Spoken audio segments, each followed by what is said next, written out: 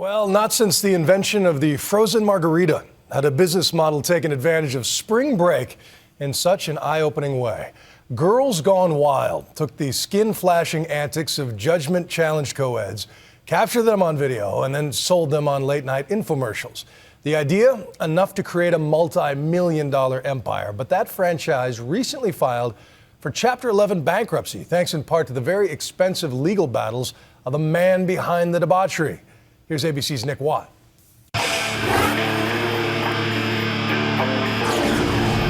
Joe Francis is what you might call a playboy, young, tan, rich. He made millions because young women in bikinis flashed his cameras. Joe Francis founded the smutty and very successful Girls Gone Wild empire, which just filed for bankruptcy in an LA courtroom. Why? Because Vegas big dog Steve Wynn, one of the 500 richest men on our planet, wants his money. Makeup.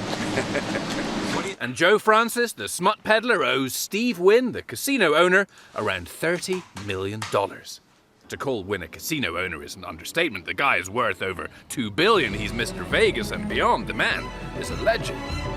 Yep, it's a Wild West tale truly stranger than fiction. A 5-year legal clash of the titans, complete with what a jury found to be false accusations of a murder threat. They stated that he was going to hit me in the back of the head with a shovel and bury me in the desert. It's hard to believe that anybody sitting in that room could come to any other conclusion than Joe Francis is a liar, that Joe Francis is a desperate, out-of-control, vicious guy. Joe Francis, who lives the private jet and Bel Air mansion kind of lifestyle, is no stranger to legal tussles. A number of women featured in his films have sued. Almost all have lost. But last year, a woman from St. Louis won $5.77 million. She claimed a contractor working for a company controlled by Girls Gone Wild lifted her tank top, exposing her breasts. Francis has in the past also pled guilty to filing false returns and bribery. But Joe Francis' troubles with Steve Wynn began back in 2007. By then, Francis had a net worth of over $100 million off the back of Girls Gone Wild. Their basic MO is to have young women who are on occasion drinking alcohol flash bits of their bodies in clubs, at parties, and on the beach. We go out and we shoot girls going wild. Anyway, in 2007, Francis apparently racked up a $2 million gambling debt at Wynn's eponymous Vegas hotspot and didn't pay up. The following year, a court ordered Francis to pay up. He still hasn't. Then came the war of words, and Francis's claim in 2010 that their mutual friend, music producer Quincy Jones, had told him that Steve Wynn had emailed Jones saying Wynn wanted to have Francis killed. I was afraid for my life. He made it very clear that he wanted to kill me. He accused me of murdering people, of being part of the Genovese crime family. Steve Wynn sued for defamation. Quincy Jones, the music legend who worked with Frank Sinatra, who produced Thriller. Yep, that same Quincy Jones took the stand, first describing the Wynn/Francis dynamic. A lot of drama. Understood. A lot of drama, man. I know my brother. Then came the crucial question. Did you ever hear Steve Wynn threaten to kill Joe Francis?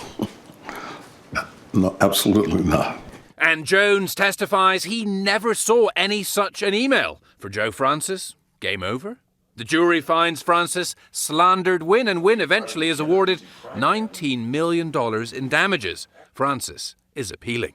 But Joe Francis is a survivor. He once spent 339 days in jail on 70 or so charges relating to a Girls Gone Wild mission to Panama City, Florida.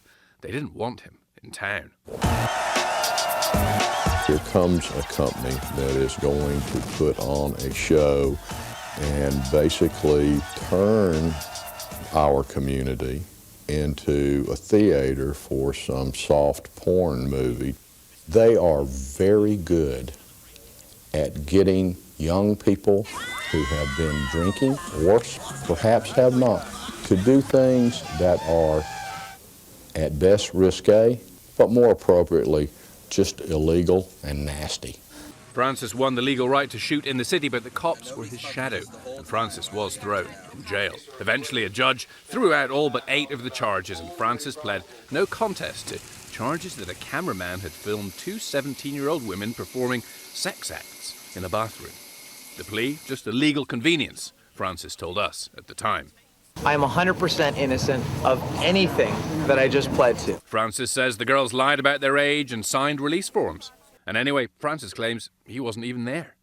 Back then, in 2008, Francis told Nightline he doesn't have a problem obeying the law.